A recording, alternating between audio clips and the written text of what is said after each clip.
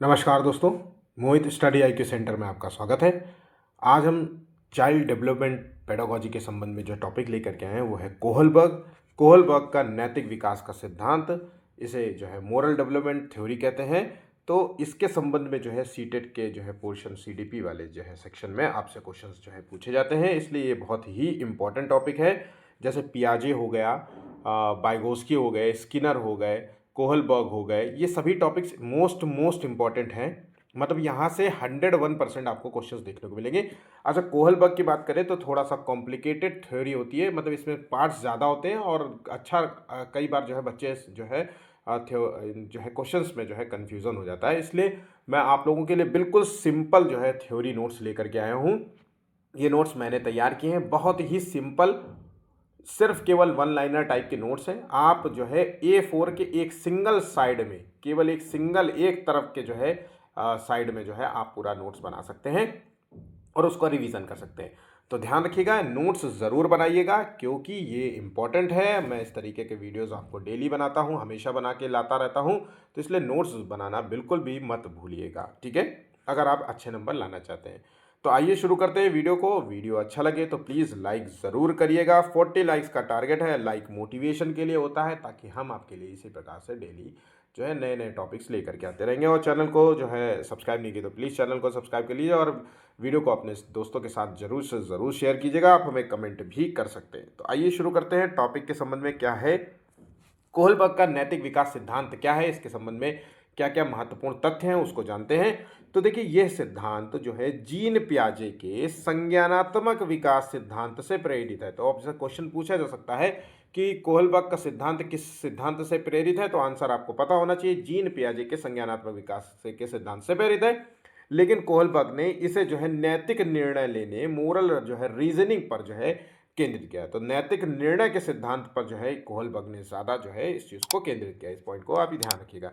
अगला पॉइंट है कि नैतिक विकास वह प्रक्रिया है जिसके द्वारा लोग सही और गलत के बीच में अंतर करते हैं और दोनों के बीच जो है तर्क करने में संलग्न होते हैं। तो नैतिक विकास होता क्या है, तो भाई नैतिक विकास का मतलब होता है कि सही और गलत में पहचान करना और उस पर तर्क देना कि क्या सही है क्या गलत। ज़रूरी नहीं कि हो सकता है कि जो गलत हो वो सही भी हो सकता है और जो सही हो वो गलत हो सकता है। आप उस पर तर्क प्रस्तुत करिए, उन पर तर्क जो है दीजिए और उसके बीच के अंतर पर जो है डिस्कशन होता है, ठीक है।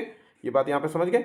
नेक्स्ट पॉइंट यहाँ पे दिया गया है, ये सिद्धांत इस पर जो है इस बात पर केंद्रित है कि बच्चे नैतिकता और नैतिक तर्क जो है कैसे विकसित करते हैं। तो ये सिद्धांत इस बात पर जो है केंद्रित किया गया है कि जैसे बच्चों का जो है नैतिकता कैसे जो है विकसित होती है और उस पर नैतिक तर्क जो है वो कैसे जो है देते हैं, ठीक है।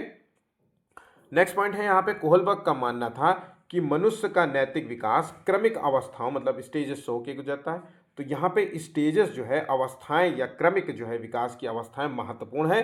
जिस प्रकार से पियाजे ने भी कहा था कि क्रमिक स्टेजेस से गुजरता है बच्चे का संज्ञानात्मक विकास, उसी तरीके कोहलबर्ग ने ये बात कही कि भाई बच्चे का जो नैतिक विकास अगर हो रहा है तो वो क्रमिक अवस्थाओं में हो रहा है, कुछ स्टेजेस है उससे गुजरता है जहाँ व्यक्ति जो है नैतिक दुविधाएं, मोरल डायलेमा का सामना करते हुए अपनी सोच का विकसित करता है। डायलेमा का मतलब होता है सही और गलत, दो सही चीज़ों में, मान लीजिए दो सही चीज़ों में ये चुनना कि क्या जो है किसकी तरफ जाना है। जैसे माता पिता में सबसे ज़्यादा प्रेम किसे कहते हैं, आपकी दो फेवरेट चीज़ों में ये पूछना कि पिज़्ज़ा और चॉकलेट दोनों आपकी फेवरेट है और पूछना कि सिर्फ केवल एक चीज़ उठानी है या सिर्फ केवल आपको एक ही चीज़ मिलेगी। तो अच्छा, बच्चा डायलेमा में पड़ जाता है कि अरे यार मुझे तो दोनों चाहिए, होता है ना।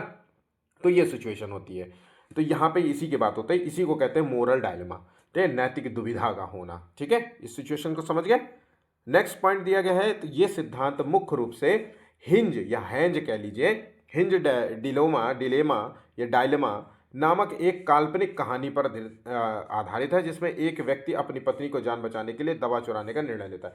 तो हिंज ने कोहलबर्ग ने क्या किया कि एक सभा बुलाई, एक कॉन्फ्रेंस हॉल में जो है सबको बैठाला और वहाँ पे एक कहानी सुनाई, हिंज नामक व्यक्ति की एक कहानी सुनाई।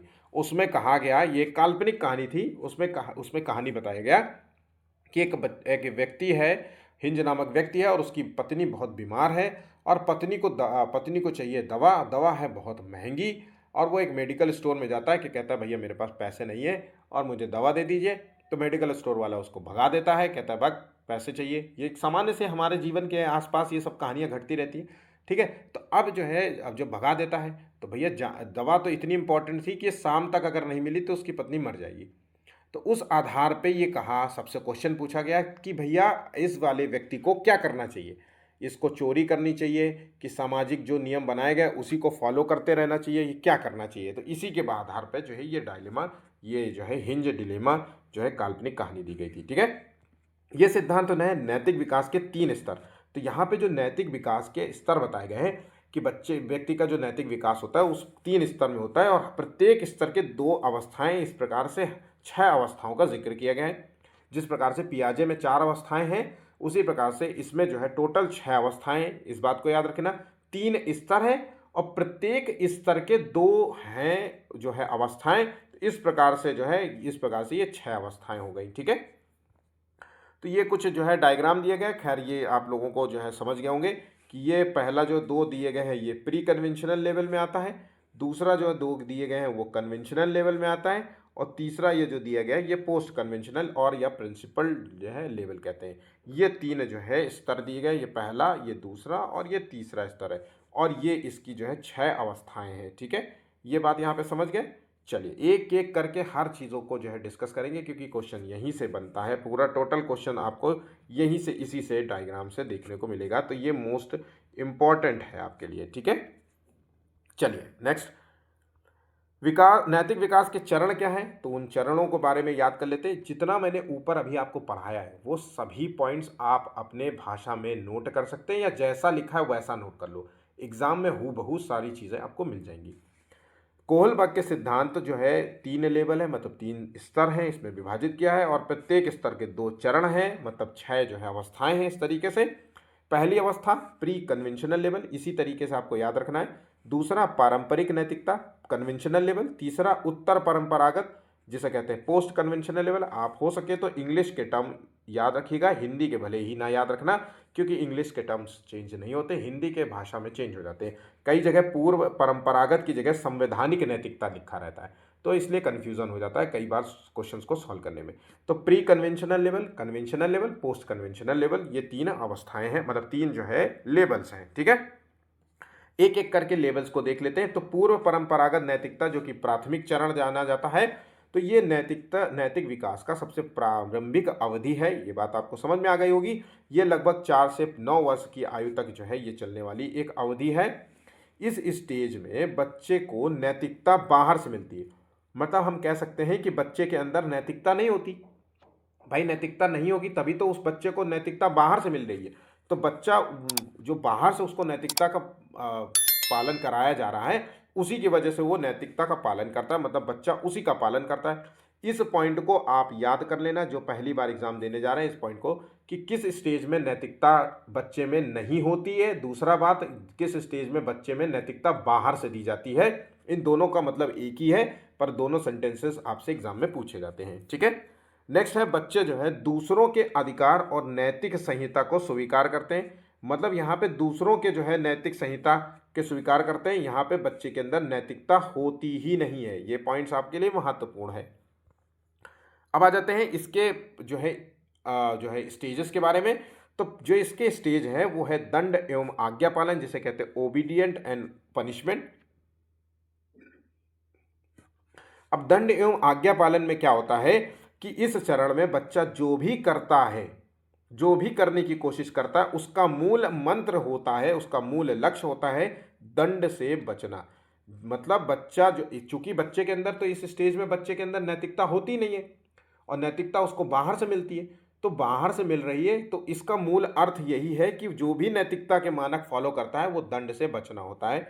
इस अवस्था में बच्चा स्वयं को परेशानियों से बचाने का प्रयास करता है कि मैं किसी परेशानी में न पड़ जाऊं। ठीक है। यदि कोई कार्य दंड की ओर ले जाता है और वो कार्य बुरा होगा, यदि पुरस्कार के लिए हो जाता है तो उसके लिए अच्छा होगा। तो ये जानता है कि अगर मैं ये काम करूंगा तो मेरे लिए बुरा होगा, और ये काम करूंगा तो मुझे पुरस्कार मिलेगा, टॉफी मिलेगी, चॉकलेट मिलेगी, इस तरीके के कुछ जो है गिफ्ट्स मिल सकते हैं। तो इसको ये मानक पता है।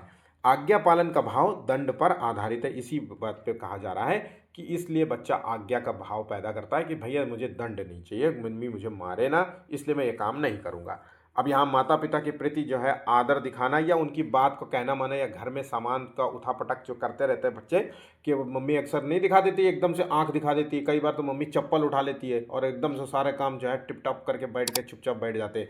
तो ये इसी का भाव होता है कि दंड से बचने के लिए करता है। ठीक है, अब हिंज की कहानी जो उसने सुनाई थी, तो हिंज के आधार पे अब हम इसको देख लेते हैं कि यहाँ पे क्या होता है कि बच्चा कह सकता है कि हिंज को दवा चुरानी चाहिए क्योंकि पुलिस ऐसे दवा नहीं चुरानी चाहिए। अब हिंज के आधार पे हम नैतिकता के निर्णय कर रहे हैं, यहाँ तो हमने उदाहरण नॉर्मली बात करी। अब हिंज की जो कहानी सुनाई गई थी वहाँ पे ये बताया गया कि भाई एक बच्चा यहाँ पे कह सकता है कि भैया देखो, दंड से बचने पुलिस उसे पकड़ लेगी, उसे जेल में डाल देगी, उसको सज़ा मिल जाएगी, इसलिए उसको दवा नहीं चुरानी चाहिए क्योंकि उसके अंदर तो नैतिकता है नहीं, उसको नैतिकता की समझ नहीं है, जो भी है वो बाहर से मिल रही है। और बाहर क्या है, उसे दंड से बचने के लिए वो नैतिकता आज्ञा की बात कर रहा है। तो यहाँ ये प्रारंभिक चरण है, प्री है, यहाँ पे फोकस जो है नैतिक मूल्य पर नहीं है बल्कि फोकस है उसको सज़ा से किस तरीके से उसको बचना है। ठीक है, यहाँ पे बात समझ गए। नेक्स्ट पॉइंट देख लेते हैं। दूसरा स्टेज यहाँ पे दिया गया है व्यक्तिवाद और विनियमन। इसके बहुत सारे नाम हैं, mutual exchange and personal reward orientation. ये आप नाम याद कर लेना, आपको अक्सर एग्जाम में ये बहुत ज़्यादा पूछा जाता है। पर्सनल रिवॉर्ड एंड ओरिएंटेशन या म्यूचुअल एक्सचेंज, मतलब एक्सचेंज, एक दूसरे को साथ हम एक्सचेंज क्या कर रहे हैं। अब पर्सनल रिवॉर्ड क्या मिल रहा है आपको, आत्म आत्म अभिरुचि तथा प्रतिफल अभिमुखता, सेल्फ इंटरेस्ट और रिवॉर्ड ओरिएंटेशन। ये नाम आपको नोट कर लेना चाहिए, एग्जाम में आपसे पूछा जाएगा। ठीक है, इस चरण में क्या होता है, इस चरण में बच्चा जो है अपने व्यक्तिगत दृष्टिकोण को ध्यान में रखता है।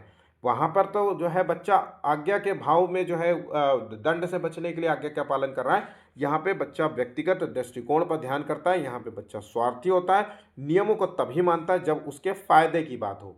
यहाँ वहाँ पे दंड से के आधार पर नियमों को मान रहा था कि दंड न मिले इसलिए मैं नियमों को मान लिया। अब यहाँ पे क्या होता है, मुझे फायदे का बात बताओ। अब बच्चा हो सकता है कि यहाँ पे 5 6 साल 7 साल का बच्चा हो गया है, अब यहाँ पे कह रहा है कि नियमों को तभी मानूंगा जब मुझे क्या फायदे में मिल जाएगा। म्यूचुअल एक्सचेंज में क्या आप दोगे, तुम मेरे लिए ये कर दो तो मैं तुम्हारे लिए कर दूंगा।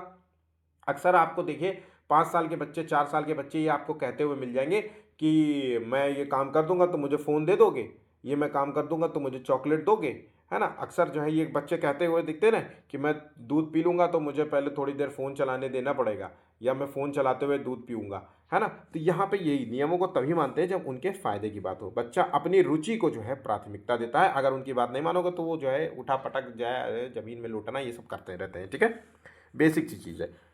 अब यहाँ पे नेक्स्ट पॉइंट दिया गया है, बच्चों को एक्सचेंज में क्या मिला, जैसे किसी कार के बदले टॉफी या चॉकलेट। बात वही है घूम फिर के, पर अनेक अलग अलग शब्दों में बताई जा रही है। अब हेंज के डायलेमा के अनुसार देख लेते हैं। हेंज जो है, देखो हेंज डिलेमा बोले या डायलेमा बोले, है ना, ये दोनों का सबका मूल अर्थ यही है। मेरी आदत जो है हिंज और डिलेमा की जगह डायलेमा जो है शब्द का इस्तेमाल करता हूँ, आप इसको गलत मत समझिएगा, दोनों ही शब्द सही है। तो हेंज जो है डिलेमा में क्या होता है, बच्चा कह सकता है कि हेंज दवा चुरा सकता है अगर उसे लगता है कि सज़ा कम है और फ़ायदा ज़्यादा है। तो मतलब यहाँ पे एक्सचेंज में फ़ायदे की बात हो रही है कि अगर फ़ायदा ये लग रहा है कि भाई पत्नी की जान चली जाएगी और जान से बदले जो है दवा चुराने से मुझे ज़्यादा कोई खास फ़र्क नहीं पड़ेगा और इसमें फ़ायदा मेरा ज़्यादा है, तो इस आधार पे एक्सचेंज में क्या मिल रही है, एक्सचेंज में मुझे दवा मिल रही है ना, और दूसरे में जो है सज़ा कम है। तो यहाँ पे आधार है सिर्फ केवल, ठीक है, यहाँ पे ये चीज़ है। ठीक है, यहाँ पे बात समझ गए। अब आ जाते हैं दूसरे जो है स्तर पे, जिसे कहते हैं पारंपरिक नैतिकता, कन्वेंशनल लेवल। अब इस जो है इम्पोर्टेंट भी है, इसमें एज जो है 10 से 14 वर्ष का हो जाता है। मतलब हम कह सकते हैं कि बच्चा किशोर अवस्था में हो गया है, एडोलेसेंस के एज में हो गया है। तो बच्चा जो है या कह लीजिए व्यक्ति समाज के नियमों तथा दूसरों की स्वीकृति पर ध्यान देता है, अर्थात पारंपरिक पुराने नियमों पर चलता है। तो यहाँ पे बच्चा जो है समाज के बनाए हुए नियमों को पालन करता है, दूसरे के स्वीकृति को पालन करता है, आसपास के मोहल्ले के साथ तालमेल बिठाएगा, है ना, ये मूल अर्थ होता है यहाँ पे। बच्चा सही और गलत में अंतर करने के लिए सामाजिक मानदंड और बाहरी अपेक्षाओं पर ध्यान ज़्यादा केंद्रित करता है। इन सभी पॉइंट्स को नोट कर लेना, गलती से भी छोड़ना नहीं। दूसरे लोग या बड़े लोग है ना।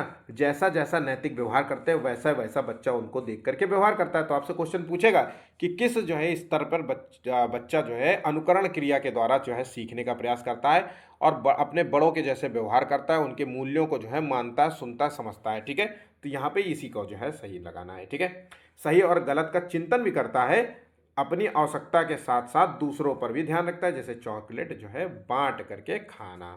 ठीक है, अब आ जाते हैं, ये तो मूल अर्थ मैंने बताया है, इतने पॉइंट से आपको ये स्टेज समझ में आ जाएगी कि कन्वेंशनल लेवल में बात क्या हो रही। अब हम स्टेजेस के बारे में बात करते हैं। स्टेज में हम बाकायदा ध्यान से पढ़ेंगे कि किस स्टेज में बच्चा किस तरीके के गुणों को प्रदर्शित करता है। ठीक है, तो स्टेज इसके जो है स्टेज ए देख लेते हैं, अच्छे व्यवहारिक संबंधों का विकास या अच्छा बच्चा, अच्छा बच्चा, अच्छा लड़का या अच्छा लड़की, इस तरीके के कुछ नाम है। गुड बॉय और देखिए नाइस गर्ल, ओरिएंटेशन और पर्सनल इंटरपर्सनल रिलेशनशिप। ठीक है, तो यहाँ पे इस चरण को अच्छा लड़की अच्छा लड़का के रूप में संदर्भित किया जाता है। अक्सर आपसे ये पूछा जाता है। यहाँ पे क्या होता है, व्यक्ति या बच्चा ये सोचता है कि उसे दूसरों की प्रशंसा मिलनी चाहिए। अच्छा आचरण इसलिए किया जाता है ताकि लोग उसे अच्छा व्यक्ति, अच्छा बच्चा, अच्छा लड़का, अच्छा लड़की समझें।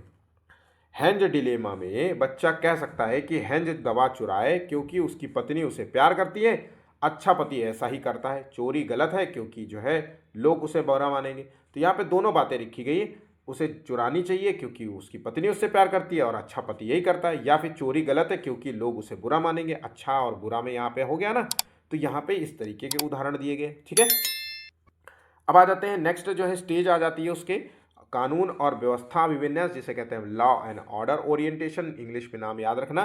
अब इसमें क्या होता है, लॉ एंड ऑर्डर, जैसा कि नाम रखा है कि व्यक्ति का मानना है कि नियम और कानून सामाजिक व्यवस्था को बनाए रखने के लिए और संरक्षित जो है करने योग्य हैं। इस चरण में बच्चे आत्मनिर्भर होते हैं। ये बच्चे नियम और व्यवस्था के प्रति जवाबदेही होते हैं। जो गलत है वो गलत है, चोरी करना गलत है तो गलत है। हिंज को दवा नहीं चुरानी चाहिए क्योंकि चोरी जो है कानून के खिलाफ होती है। इससे जो है सामाजिक जो नियम बनाए गए हैं वो दांव पे लग जाते हैं, टूटने लगते हैं और व्यवस्थाएं जो है बिगड़ने लगती हैं। ठीक है, तो यहाँ पे मूल अर्थ समाज के बनाए हुए नियमों को बस चलना है और कुछ नहीं। चोरी गलत है तो गलत है, अब चाहे बीवी मर जाए चाहे कुछ भी हो जाए। अक्सर आपने देखा होगा कि समाज के नियमों को हम कितना जो है मूल रूप से फॉलो करते हैं। अक्सर जो है अस्पताल में किसी की बीवी मर गई, किसी को दवा नहीं मिली, तो किसी को जो है ऑपरेशन करने नहीं मिल पा रहा है, किसी को बेड की सुविधाएं नहीं मिल पा रही है। हम सब इसी व्यवस्था में जीते हैं। आज भी हम यही व्यवस्था में जीते हैं कि हम आवाज़ तक नहीं उठा पाते क्योंकि हमारे सामाजिक नियम यही कहते हैं कि अरे ठीक है यार, जो है तो बन रहा है, ठीक है व्यवस्था ही है, ऐसा मैं क्या करूँ, है ना। तो यही है यहाँ पे। ठीक है, यहाँ पे बात समझ गए। चलिए अगले बात पे आ जाते हैं कि तीसरा स्तर है उत्तर परंपरागत पोस्ट कन्वेंशनल लेवल। इसमें क्या होता है, नैतिकता जो है आंतरिक कारणों से निर्धारित होती है। मतलब बच्चे के अंदर नैतिकता बाहर से नहीं मिल रही, उसको स्वयं से उसको नैतिकता का जो है मानक को फॉलो कर रहा है, वो समझ रहा है, उसको नैतिकता की अब समझ है। इसीलिए कहा गया कि नैतिकता आंतरिक कारणों से निर्धारित होती है। मतलब बच्चे के अंदर नैतिकता उपस्थित होती है पहले से ही।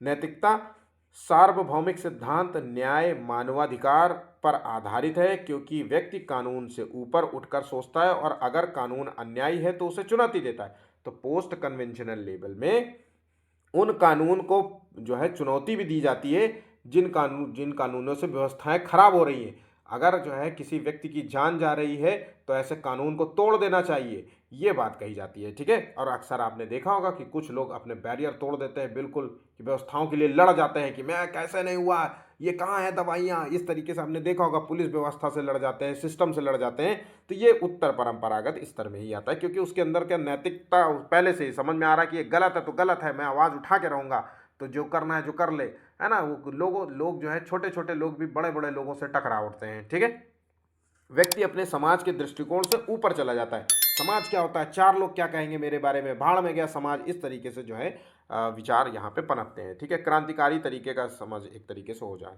ठीक है, इस चरण में आकर व्यक्ति जो है सभी व्यक्तियों के दृष्टिकोण को अपनाने का प्रयास करता है। मतलब तुम्हारा भी पॉइंट मैं देख लिया, तुम्हारा भी देख लूंगा, तुम्हारा भी सुन लूंगा, तुम्हारा पॉइंट भी, सभी के दृष्टिकोण को मानता है। ऐसा नहीं कि मेरी ही आइडियोलॉजी बेस्ट है और मैं जो कहता हूँ वही सही है, ऐसा नहीं जो है मानता है। ठीक है, यहाँ पे नैतिकता का सबसे उच्चतम स्तर है। इतने पॉइंट्स आपको ध्यान रखने हैं। अब आ जाते हैं एक एक करके जो है चीज़ों को देख लेते हैं। ये मैंने इस कन्वेंशनल लेवल का, पूरे संपूर्ण कन्वेंशनल लेवल का, पोस्ट कन्वेंशनल लेवल का आपको सार दिया है। ठीक है, अब इसमें स्टेज है सामाजिक अनुबंध अभिविन्यास, सोशल कॉन्ट्रैक्ट ओरिएंटेशन। इसमें क्या होता है, व्यक्ति या बच्चा मानता है कि कानून समाज की भलाई के लिए बने हैं, परंतु यदि कोई नियम अन्यायपूर्ण है तो उसे बदल दिया जाना चाहिए या बदला जा सकता है। ये इस व्यवस्था में बच्चे जो है वही करते हैं जो उन्हें सही लगता है, तथा वो ये भी सोचते हैं कि बनाए गए नियमों में सुधार की आवश्यकता तो नहीं है। ठीक है, इस चरण में बच्चा ऐसे नियमों को खारिज करने का प्रयास करता है जो सामाजिक रूप से गलत है। जैसे एक समय सती प्रथा कानून चलता था, वो सामाजिक रूप से कितना क्रूर और कितना गंदा था, लेकिन उसको जो है लोगों ने स्वीकार करते थे पहले। फिर एक समय के बाद कि कोई आया, राजा राम मोहन राय, और जो है अंग्रेजों के प्रयास से जो है ये कानून समाप्त कर दिया गया। तो इसी तरीके की यहाँ पे चरण की बात हो रही है। हेंज के तौर पे अगर हम बात करें तो हेंज को दवा चुरा लेना चाहिए, क्योंकि जीवन का अधिकार हमारे संपत्ति के अधिकार से ऊपर है, और जीने का अधिकार सबको दिया गया, कॉन्स्टिट्यूशन में भी दिया गया है। तो कानून बदलने चाहिए ऐसे कानून पर कि जहाँ पे जीवन दांव पे लगा हो, वहाँ पे संपत्ति को जो है ज़्यादा ध्यान नहीं देना चाहिए। कानून बदलने चाहिए अगर वो अन्यायी हो। ठीक है, तो इस तरीके से जो है दूसरा स्टेज भी देख लेते हैं अब हम, सार्वभौमिक नैतिक सिद्धांत, जिसे कहते हैं यूनिवर्सल जो है एथिकल प्रिंसिपल। तो ये उच्चतम स्तर है। कौन सा है, ये उच्चतम स्तर है जहाँ पे हम यूनिवर्सल एथिकल प्रिंसिपल की बात करेंगे। यहाँ पे व्यक्ति का आचरण जो है सत्य, न्याय, समानता, बंधुता, मानवाधिकार जैसे उच्च नैतिक सिद्धांतों पर आधारित होता है। यहाँ पे क्या होता है कि इस सिद्धांत के लिए कानून या समाज की निंदा की परवाह नहीं करता। ये सिद्धांत में बच्चा जो है कानून की परवाह नहीं करता, समाज की परवाह नहीं करता। ठीक है, जैसे महात्मा गांधी ने अन्यायपूर्ण कानून के खिलाफ में जो है सत्याग्रह किया, ये छठे स्तर पे आ गया। ठीक है, यहाँ पे उदाहरण समझ गए। इस चरण में बच्चा सबका भला देखता है और अपने जीवन की परवाह किए बिना दूसरों पर भला करता है। भगत सिंह जैसे हो गए। इस चरण में बच्चे ऐसे नियमों का चयन करते हैं जो शाश्वत सत्य होते हैं। यहाँ पे ऐसे नियम पालन किए जाते हैं जो शाश्वत सत्य होते हैं, मतलब यूनिवर्सल जो है ट्रुथ वाले, कि इनको गलत नहीं कर सकते। ठीक है, ये अवस्था जो है बच्चों की अंतःकरण से जुड़ी होती है। ठीक है, अब यहाँ पे हेंज जो है, हेंज के तौर पे अगर देखें तो हेंज दवा चुराए क्योंकि जीवन बचाना सार्वभौमिक नैतिक सिद्धांत है, भले कानून कुछ भी कहे, विवेक से अपना निर्णय ले और जीवन बचाने के लिए अपना कार्य करें। ठीक है, ये यहाँ पे बताया गया है। तो इस तरीके से हमारे जो 3 स्तर और 6 अवस्थाएं थी वो समाप्त हो जाती। इसको अच्छे तरीके से नोट कर लेना, प्रिपेयर कर लेना, क्योंकि ये बहुत ही इम्पॉर्टेंट है।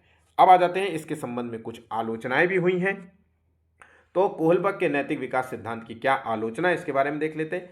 तो इनकी आलोचना पहली की गई है लिंग पक्षपात के तौर पे, जेंडर बायस्ड। इनके सिद्धांत को जेंडर बायस्ड कहा गया था, और ये किसने कहा था, कैरोल गिलिगन। इनका नाम नोट कर लेना, एग्जाम में आपसे पूछ सकता है कि कैरोल गिलिगन ने कहा कि कोहलबर्ग का सिद्धांत पुरुष केंद्रित है और महिलाओं की नैतिक सोच को नजरअंदाज किया। भाई ये बात सच है कि इन्होंने जो भी एग्जाम्पल दिए वो पुरुषों को आधार बना करके दिया, और महिलाओं का जो नैतिक स्तर होता है या नैतिक सोच होती है वो महिलाओं की अलग होती है। तो इसलिए यहाँ पे लिंग पक्षपात को जो है आधार बनाया गया है। ठीक है, दूसरा है सांस्कृतिक जो है पक्षपात, जिसे कहते हैं कल्चरल बायस। तो यहाँ पे क्या होता है, इन्होंने ज़्यादातर जो एग्जाम्पल दिए थे या फिर जो भी टेस्ट उन्होंने किए वो पश्चिमी समाज को लेकर के किए, पश्चिमी सभ्यताओं को लेकर के किए। और पश्चिमी के अलावा और भी सभ्यताएं हैं जहाँ पे नैतिकता के स्तर अलग होंगे, मानक अलग होंगे, उनके सोचने का स्तर होगा, वहाँ के अलग चीज़ होंगी। तो यहाँ पे कह सकते हैं कि हम यहाँ पे पश्चिमी समाज को अधिक जो है उपयुक्त बताया गया, और बाकी सभ्यता को जो है सम्मानित, मतलब बाकी जो है संस्कृति को उतना महत्वपूर्ण नहीं दिया। तो इसलिए कहा किया कि एक संस्कृति के प्रति इन्होंने पक्षपात जो है बनाया है। कोलबर्ग ने सांस्कृतिक पहलुओं को महत्व नहीं दिया है, ये बात याद रखना। ठीक है, नैतिक व्यवहार बनाम नैतिक सोच। तो व्यक्ति का नैतिक तर्क हमेशा उसके वास्तविक नैतिक व्यवहार को नहीं दर्शाता है, ये बात भी याद रखिएगा। अब आ जाते हैं कुछ शब्दावलियाँ प्रयोग की जाती है एग्जाम में, क्वेश्चन जब पूछते हैं तो इन शब्दावलियों का बहुत यूज होता है। नैतिकता क्या है, तो भाई नैतिक, ये तो बहुत सिंपल सी परिभाषा है कि भाई नैतिकता किसी व्यक्ति को किसी स्थिति में व्यवहार करने के लिए तरीके को परिभाषित करती है। सही और गलत में निर्णय लेने के लिए जो है डिफाइन करती है। तो नैतिकता की अवधारणा एक समाज की संस्कृति और धर्म पर आधारित होती है। अब ध्यान रखिएगा कि नैतिकता जो है समाज की संस्कृति और धर्म पर टिकी होती है। हर व्यक्ति की नैतिकता का स्तर अलग हो सकता है, उसकी सोच अलग हो सकती है, उस पर तर्क जो है हम कर सकते हैं। ठीक है, तो इस पॉइंट को बिल्कुल भी मत भूलिएगा। अब आ जाते हैं अगले पॉइंट की ओर, जिसे कहते हैं हम हिंज की दुविधा या हिंज जो है डिलेमा। तो इसमें एक व्यक्ति की पत्नी बीमार होती है, दवा नहीं दी खरीद पाता है, तो उसे चोरी करनी चाहिए या नहीं। तो उत्तरों के पीछे की सोच या तर्क को नैतिक स्तर माना है, ना कि हाँ या ना के उत्तर को नहीं। आपको ये नहीं बोलना कि चोरी करनी चाहिए कि नहीं करनी चाहिए, हाँ करनी चाहिए। अरे क्यों करनी चाहिए ये बताओ, है ना। ये इस पर जो है इन्होंने जो है तर्क किया है। ठीक है, यहाँ पे ये बात समझ गया है।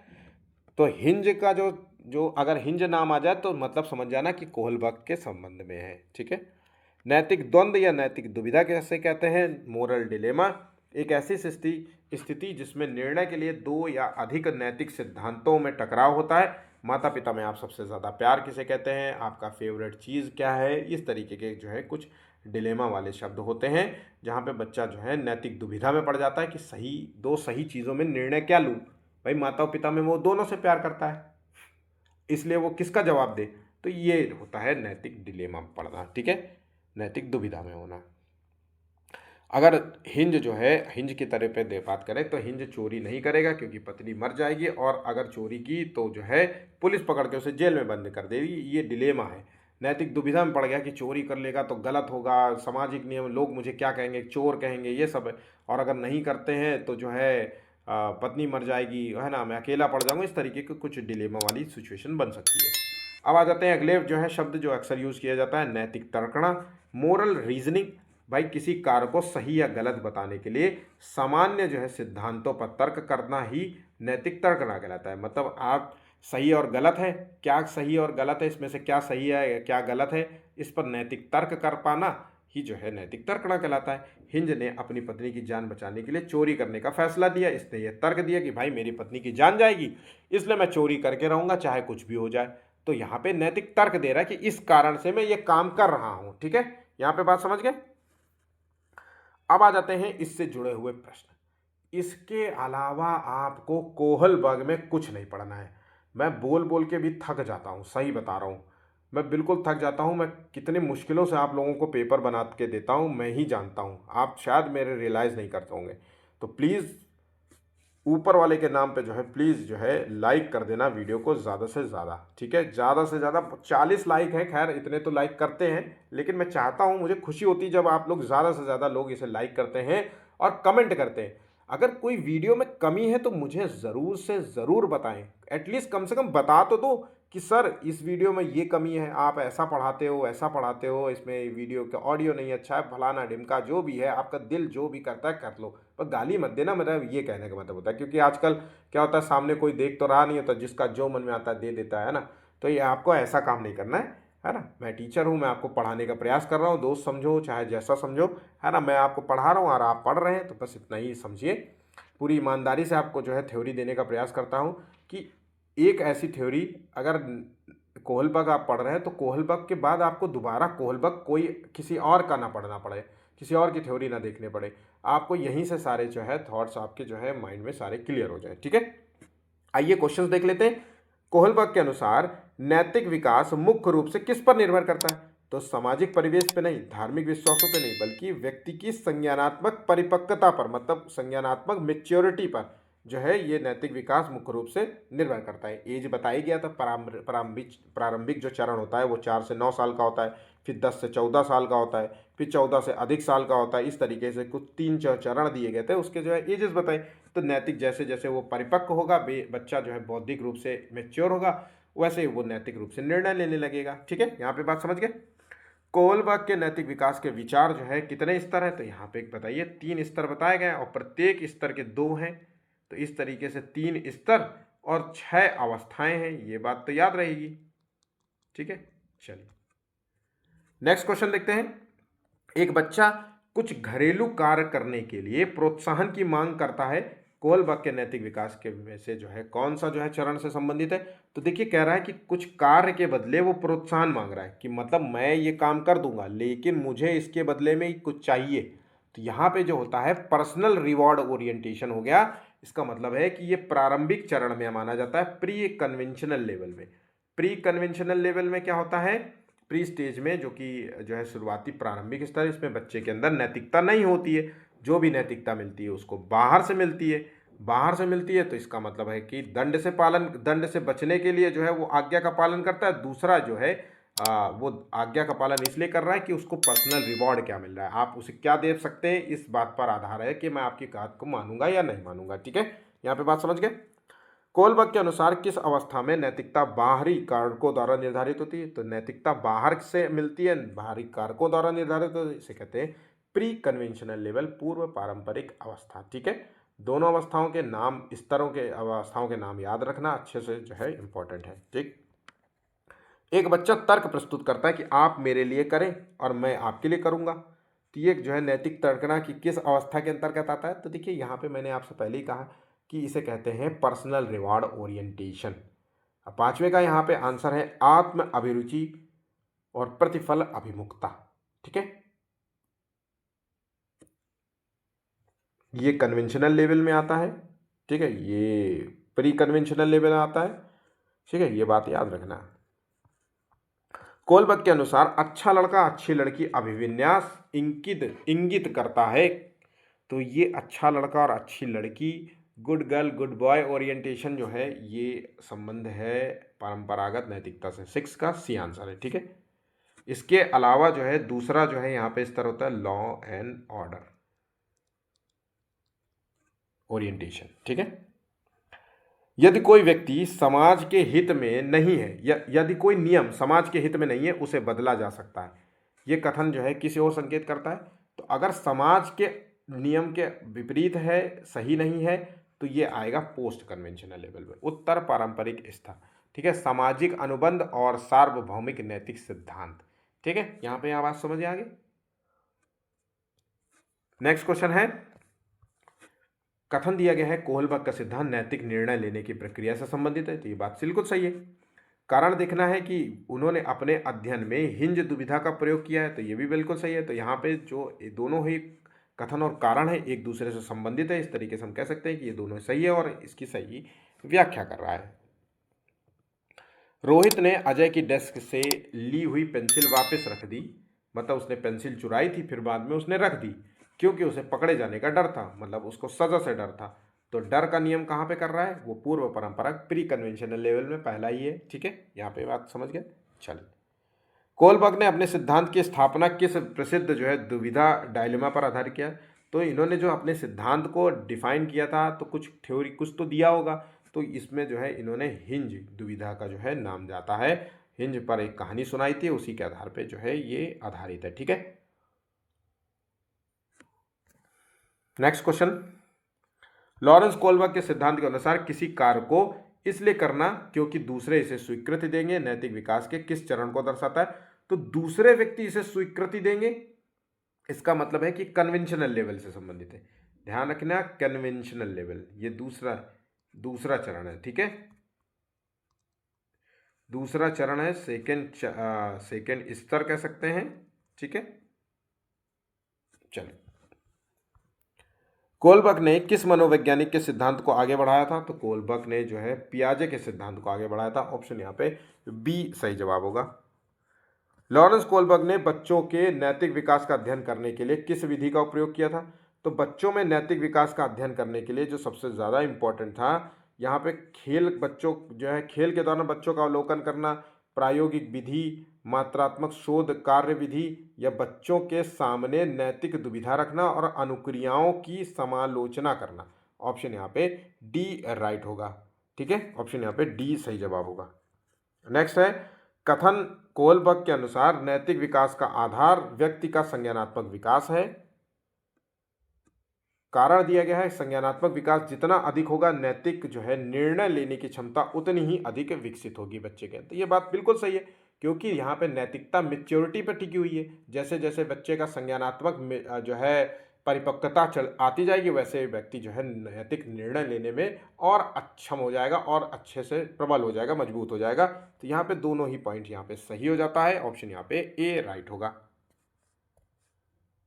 किरोल गिलगन द्वारा प्रस्तावित लॉरेंस कोहलबर्ग के नैतिक तर्क के सिद्धांत की प्रथम प्राथमिक आलोचना निम्न में से कौन सी है? तो भैया देखो, कैरोल गिलगन का नाम आपको याद रखना है, कोहलबर्ग का नाम याद रखना है, नैतिक तर्क नाम किस पर? तो इन्होंने लिंग भेदभाव, लिंग जो है पक्षापात पे जो है बात कही थी, लिंग बायस्ड कहा था। इन्होंने कहा था कि जितना भी इन्होंने कुछ बताया सब जो है पुरुष के आधार पर, पुरुष को एग्जाम्पल लिया, पुरुषों की ही जो है सब कुछ जो है पुरुष आधारित था, महिलाओं की इन्होंने सोच को महत्व नहीं दिया, नैतिक सोच को महत्व नहीं दिया। तो यहाँ पे तर्क जो है इसी पर दिया गया है, पुरुष के पक्ष में पक्षपाती है, क्योंकि उन्हें देखभाल सबसे ज्यादा। आंसर हो गया ऑप्शन बी। ठीक है, नेक्स्ट है, कोलबर्ग के अनुसार सही और गलत के बारे में, प्रश्न के बारे में निर्णय लेने में शामिल चिंतन प्रक्रिया को कहा जाता है। तो सही और गलत के प्रश्न के बारे में निर्णय लेने में शामिल चिंतन प्रक्रिया क्या होती है? सही और गलत। आंसर हो गया यहाँ पे नैतिक तर्कणा कहते हैं। नैतिक दुविधा में जो है दो जो है समान चीजों में जो है नैतिकता की बात करें तो नैतिक दुविधा होती है, डायलेमा कैसे कहते हैं। नैतिक तर्कणा जिसमें कहते हैं मोरल रीजनिंग है। तो यहाँ पे दो सही और गलत में सही की तरफ जाना, यही तर्क होता है। ठीक है, कोलबर्ग के अनुसार शिक्षक जो है बच्चों में नैतिक मूल्य का विकास कैसे कर सकता है? अब देखिए, ये सीटेट में पूछा हुआ क्वेश्चन है। ठीक है, पूछे तो ऊपर भी कई क्वेश्चन गए, मैं ध्यान नहीं रहा बताना, लेकिन ये क्वेश्चन सीटेट में पूछा गया है। अब नैतिक, बच्चों में नैतिक मूल्य भरना है तो सबसे पहले तो आप खुद पहले बच्चों के सामने नैतिक आदर्शवादी बनिए। तो यहाँ पे क्या होता है, कैसे व्यवहार किया जाना चाहिए, इस पर कठोर निर्देश दे करके नहीं, नैतिक मुद्दों को उनकी चर्चाओं में शामिल करके। तो आंसर हो गया ऑप्शन सी। और बच्चों के सामने आदर्श, स्वयं को जो है आदर्श रूप से प्रस्तुत करें, है ना, उनके सामने आप तमीज से बात करें, है ना, किसी गलतियों के लिए आप खुद भी कह सकते हैं कि ये क्वेश्चन गलत हो गया, आई एम सॉरी, मैं इसको जो है किसी तरीके से फिर से जो है पुनः जो है सॉल्व करने का प्रयास करता हूँ। तो इस तरीके के कुछ जो है नियम अपना करके आप बच्चों के अंदर आदर्श जो है सोच भर सकते हैं नैतिकता के संबंध में। कैरोल गिलगन ने कोलबर्ग के सिद्धांत की आलोचना किस आधार पर की थी? तो यहाँ पे आपको पता होना चाहिए कि लिंग पक्षपात पर आधारित था। ऑप्शन यहाँ पे सी सही जवाब है। कोलबर्ग द्वारा प्रतिपादित नैतिक विकास की अवस्था के सिद्धांत के अनुसार नैतिक या चारित्रिक विकास की चरम अवस्था क्या है? चरम अवस्था का मतलब होता है कि आखिरी स्टेज की बात कर रहा है। तो आधार युक्त आत्म चेतना अवस्था है। बहुत सारे बच्चों को ये पता नहीं होगा, आंसर तो गलत कर रहे होंगे 100%। ऑप्शन आप लगा लीजिए, ऑप्शन यहाँ पे डी होगा। अब आधार युक्त आत्म चेतना का मतलब होता है, ये पोस्ट कन्वेंशनल लेवल है, 6th स्टेज है। इसे हम कहते हैं यूनिवर्सल जो है इथिकल प्रिंसिपल जो है कह सकते हैं ना।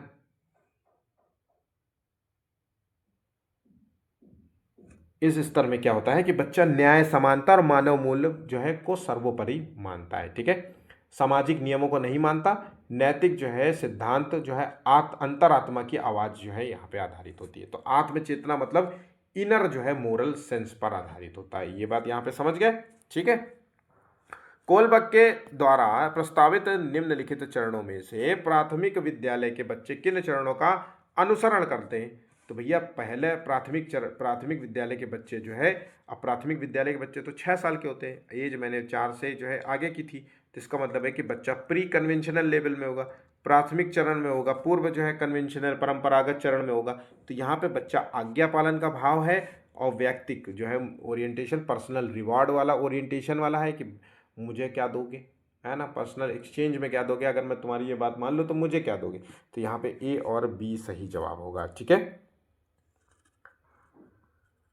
21वां क्वेश्चन है, कथन दिया गया है सार्वभौमिक नैतिक सिद्धांत उन्मुखता में व्यक्ति का आचरण सत्य, न्याय और समानता पर आधारित होता है। तो भैया ये बता दिया है मैंने पहले ही कि सबसे ऊपर का स्टेज है ना, सबसे जो है स्टेज है, और यहाँ पे सार्वभौमिक यूनिवर्सल जो है जो यूनिवर्सल इथिकल प्रिंसिपल्स हैं, इसमें न्याय, समानता, बहुता, मानव मूल्यों को जो है सर्वोपरि रखा जाता है। तो ये बात यहाँ पे सही है, कारण दिया गया है कि ये नैतिक मूल्य का सबसे ऊंचा स्तर है, तो ये बात भी सही है। ऑप्शन यहाँ पे ए सही जवाब होगा।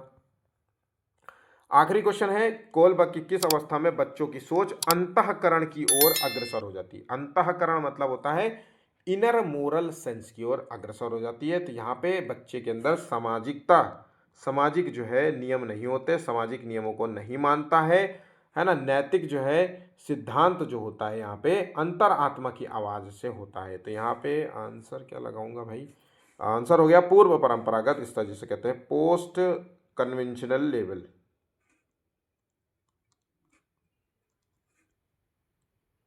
ठीक है, तो यहाँ पे बातें सारी क्लियर हो गई होंगी आई गेस, मुझे लगता है। तो इस तरीके से हमारे जो है टोटल क्वेश्चन समाप्त हो जाते हैं और थ्योरी भी समाप्त हो जाती है। इसको अच्छे तरीके से प्रिपेयर कर लीजिएगा, अच्छे तरीके से नोट्स बना लीजिएगा, अच्छे तरीके से रट जाइएगा, ठीक है। वीडियो अच्छा लगा तो प्लीज़ लाइक करते जाइएगा, शेयर कीजिएगा अपने दोस्तों के साथ, और चैनल को सब्सक्राइब नहीं किया तो फटाक से जल्दी से चैनल को सब्सक्राइब कर लीजिए। मेरा नाम मोहित चक्रवैश्य है और मैं आप लोगों के लिए आज का वीडियो प्रिपेयर करके लाया हूँ, ठीक है। अभी के लिए बस इतना ही, धन्यवाद।